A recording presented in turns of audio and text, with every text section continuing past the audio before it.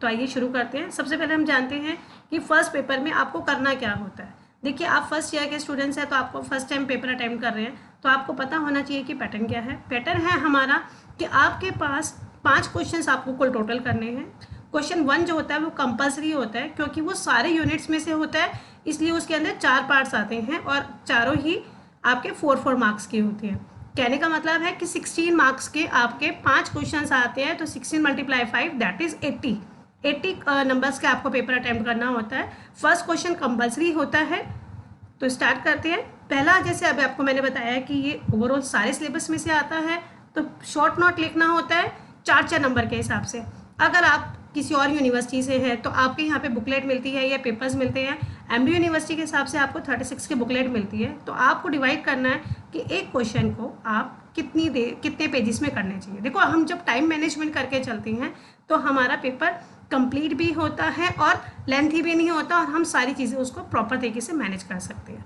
कहने का मतलब है, अगर मान लो आपको ये 4 पार्ट दिए हैं, तो 4 पार्ट आपके 7 to 8 पेजेस में हो जाना चाहिए, मैक्सिमम 8 पेज में, क्योंकि हमारे पास अगर बुकलेट होती है तो हमारे पास लिमिटेड शीट्स है। अगर हमें और शीट्स नहीं मिलती है तो लिमिटेड पीरियड्स और लिमिटेड टाइम में और लिमिटेड शीट में आप कैसे उसको डिवाइड करेंगे। 5 क्वेश्चन को डिवाइड कर लीजिए 35 के हिसाब से, तो आपके कितने बन गए, 5 क्वेश्चन अटैम्प्ट हो गए 7 पेजेस के लिए। फर्स्ट क्वेश्चन में 4 पार्ट हैं, उनमें आपको 2-2 पेज देते हैं, तो 8 पेजेस हो जाते हैं, जिसमें हम फ्रंट और बैक दोनों को इंक्लूड करेंगे। आई थिंक आप लोगों को मेरी बात समझ में आई है। अगर नहीं आई है तो मैं रिपीट करती हूँ। आपके पास 35 या 36 की बुकलेट आती है, आपको 5 क्वेश्चंस करने हैं। एक क्वेश्चन के लिए आपको 7 या 8 पेज मिलते हैं। अगर आप इससे ज़्यादा लेके जाएंगे तो और क्वेश्चन की जो लेंथ है वो कम होती चली जाएगी, तो आपका पेपर छूट जाएगा या कम हो जाएगा, जिसमें आपको कंटेंट कम डालना पड़ेगा। तो कोशिश करिए कि आप हमेशा ही 7 to 8 पेज के ही पर आते ही आंसर को रोक दीजिए और नेक्स्ट क्वेश्चन स्टार्ट कीजिए, ठीक है। और सबसे बेस्ट मोटिव होता है आपको एग्जामिनर को ये बताना कि आपको कितना कंटेंट आता है। तो आपको क्या करना चाहिए, हमेशा जब भी आपको गुड स्कोरिंग करनी है तो आपको प्रेजेंटेशन देनी चाहिए। मतलब पॉइंट्स के अंदर आपको पहले अपनी बात को एक्सप्लेन करना चाहिए, एक डायग्राम फॉर्म में आपको प्रेजेंटेशन बनानी चाहिए, फिर उसको आपको 1 by 1 एक्सप्लेन करना चाहिए। अगर आपको क्लैरिफिकेशन देने के लिए बताया गया, एक्सप्लेनेशन देने के लिए बताया गया, क्योंकि अगर आपने डायग्राम में सारे पॉइंट्स कवर अप किए तो एग्जामिनर को पता लग जाता है, फोकस हो जाता है उसको कि आपको कितना कंटेंट पता है। जैसे अभी आपका फर्स्ट क्वेश्चन है, what are the factors affecting growth and development. अब इन्होंने पूछे हैं factors affecting growth and development, that means आपको ग्रोथ और डेवलपमेंट के फैक्टर्स बनाने हैं। तो पहले आप ग्रोथ की डेफिनेशन दीजिए, डेवलपमेंट की डेफिनेशन दीजिए, और 2 नंबर में लिखना है तो आप डायग्राम बना देंगे जिसमें आप ग्रोथ को फैक्टर अफेक्टिंग करते हुए, ऐसे ही डेवलपमेंट को अफेक्ट करते हुए दोनों के फैक्टर्स बताएंगे, और नीचे कंक्लूजन वे में बताएंगे कि ऐसे कौन से फैक्टर्स हैं जो दोनों को ही अफेक्ट करते हैं। क्लियर। ग्रुप डायनामिक आपका फिर है what do you mean by learning वाला आपका लर्निंग एंड टीचिंग वाले क्वेश्चन में जो आपका पेपर 3rd में है वो यहीं पे वही सेम आ सकता है। ये नहीं है कि यहाँ पे लर्निंग अलग है और लर्निंग एंड टीचिंग में अलग होगा। लर्निंग का मीनिंग सब जगह एक ही होता है, दैट इज एक्वायरिंग नॉलेज। तो आप यहाँ पे डाल सकते हैं। उसके बारे में क्या डालना होगा आपको, नीड, इंपॉर्टेंस, मीनिंग, डेफिनेशंस और करेक्टरिस्टिक्स, ठीक है। मतलब पॉइंट्स में डालना। अभी 2 नंबर में, आप 2 पेज में आपको करना है 4 नंबर में, तो आपको टू द पॉइंट आंसर लिखना है, ज़्यादा भर के नहीं लिखना। फिर है चाइल्ड रेयरिंग प्रैक्टिसेस। ये चारों क्वेश्चंस आपको कंपल्सरी है, इसके अंदर आपके पास चॉइस नहीं है। सेकेंड यूनिट, अब फर्स्ट यूनिट कहा जाता है। सेकेंड क्वेश्चन ये है क्योंकि आपके बुक्स में आपके पास 4 यूनिट्स हैं। अब हर 4 यूनिट में से आपके पास 2 क्वेश्चन होंगे और आपको एक अटेम्प्ट करना है। मतलब आपके पास चॉइस क्या है, हर यूनिट में से आपको एक क्वेश्चन अटेम्प्ट करना है। ये सभी पेपरों में एक ही पैटर्न रहेगा जो मैं आपको बता रही हूँ, ठीक है। तो आपका यूनिट फर्स्ट का फर्स्ट क्वेश्चन, डिस्क्राइब पियाजे कॉग्निटिव डेवलपमेंट थ्योरी। 99% हमारे पियाजे की कॉग्निटिव डेवलपमेंट थ्योरी, आप अगर आप CTET का पेपर भी देंगे तो उसके अंदर इससे रिलेटेड क्वेश्चन ज़रूर आता है। तो मतलब कॉग्निटिव डेवलपमेंट थ्योरी को आपने अच्छी तरह से करके जाना है। ये लास्ट ईयर भी आया था और एक्सपेक्ट किया जा रहा है, तो इस साल भी आ सकता है, क्योंकि लर्निंग थ्योरीज कोई भी होती है उसमें कॉग्निटिव डेवलपमेंट थ्योरी सबसे इंपॉर्टेंट होती है, ठीक है। अब आता है next question, what do you understand by development. जैसे अभी आपने फर्स्ट क्वेश्चन में देखा था ग्रोथ एंड डेवलपमेंट, वही डेवलपमेंट के ऊपर एक क्वेश्चन है। इसमें आपसे कौन से डेवलपमेंट की बात की गई है, explain physical and social development in childhood and adolescence. अब क्योंकि पियाजे की आपने 4 स्टेजेस पढ़ी थी ना, तो उसी के हिसाब से आपके पास चाइल्डहुड और एडोलेसेंस, ये 2 की आपको यहाँ पे एक्सप्लेन करनी है, clear.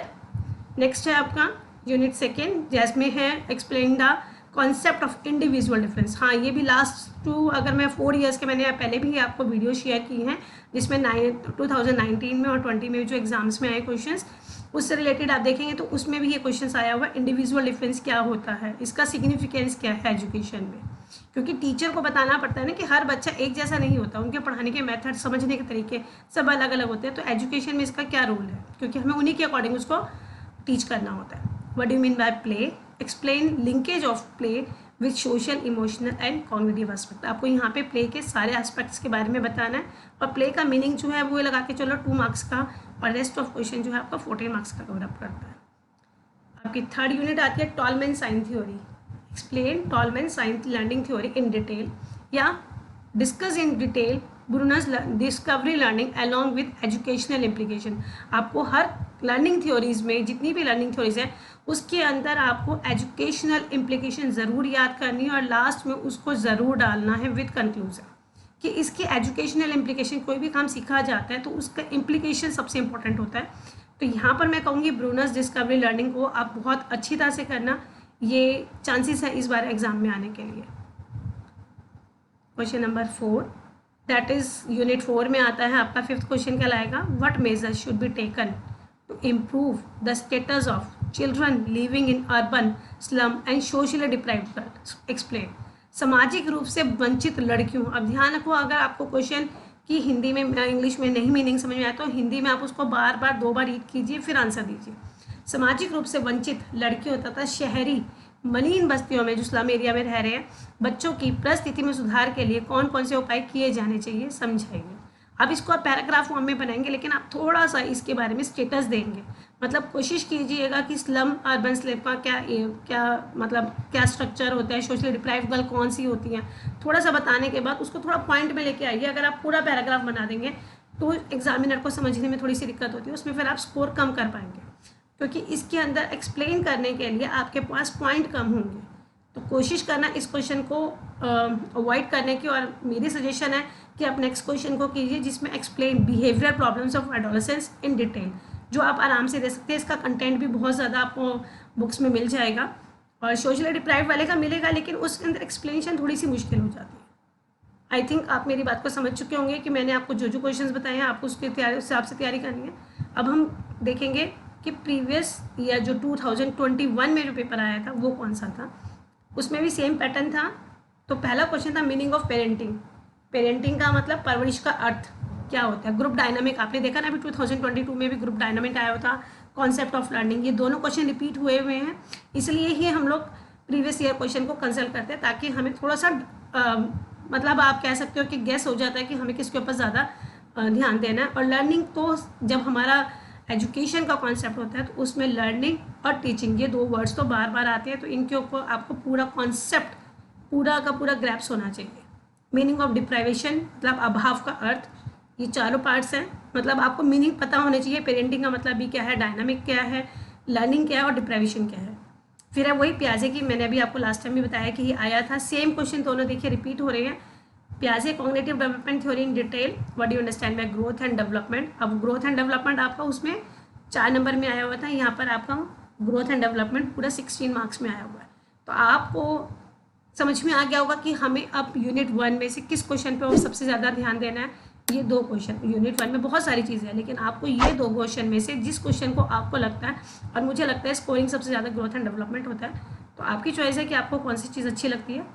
Why the knowledge of growth and development is necessary for a teacher, कि क्यों ज़रूरी है एक टीचर के लिए, ये भी आपको पता होना चाहिए।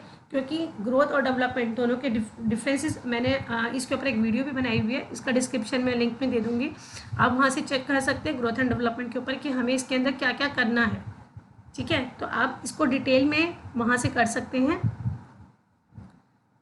नेक्स्ट क्वेश्चन आता है जो सेकेंड यूनिट है, उसमें explain the technique of fostering creativity in classroom. ये क्रिएटिविटी वाला जो आपका साइकोलॉजी का पार्ट आता है ना, उसके अंदर आता है क्रिएटिविटी होती क्या है, तो इसकी कौन कौन सी टेक्निक्स है वो बतानी है। टेक्निक्स आपको सारी की सारी 1 बाय 1 पहले आप डायग्राम फॉर्म में क्रिएटिविटी बताएंगे, पहले क्रिएटिविटी क्या है, मीनिंग क्या है, डेफिनेशन क्या है, फिर उसके कुछ कैरेक्टरिस्टिक्स और उसके बाद टेक्निक शुरू करेंगे। Define interest, and describe the factor affecting interest. देखिए इसके अंदर कंटेंट जो है थोड़ा सा कम पड़ सकता है, क्योंकि इंटरेस्ट और फैक्टर अफेक्टिंग इंटरेस्ट को आपको साइकोलॉजिकल फिजियोलॉजिकल सारे इंटरेस्ट के फैक्टर्स देने पड़ेंगे। फिर आप थोड़ा सा टाइप्स को अगर डेफिनेशन देना चाहें, थोड़ा सा क्वेश्चन को अच्छा एक्सप्लेन करेंगे तो आपको स्कोर करने में अच्छा रहेगा। क्वेश्चन यूनिट 3 का question number 4, that is throw light on educational implication of Thorndike. उसमें किसकी आई हुई थी आपके सामने? थॉर्नडाइक के अलावा हाँ टॉलमैन की थी। अब यहाँ थॉर्नडाइक की लर्निंग थ्योरी है, ठीक है, जो आई हुई है।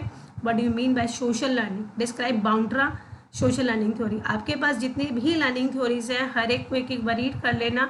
इसमें से थॉर्नडाइक की लर्निंग थ्योरी सबसे इंपॉर्टेंट होती है, क्योंकि थॉर्नडाइक की repeat and repeat, trial and error, ये सारी की सारी जो होती है लर्निंग थ्योरीज वो बहुत एम्फेसिस करती है आपको लर्निंग सिखाने में, इसलिए उसके ऊपर ज़्यादा वेटेज दिया जाता है। Unit 4, what is poverty?